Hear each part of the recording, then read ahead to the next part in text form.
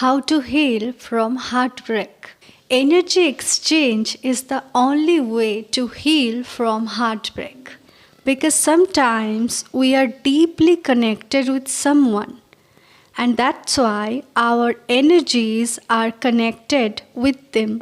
In such situations, our ego continuously prevents us from stepping into a positive mindset, overshadowing our authentic self. It makes us feel isolated, unloved, and as if the world is against us. By spending some time in nature, cleansing our energy, watching a few motivational videos, and connecting our energy with God or divine, our negative energy gradually begins to turn positive.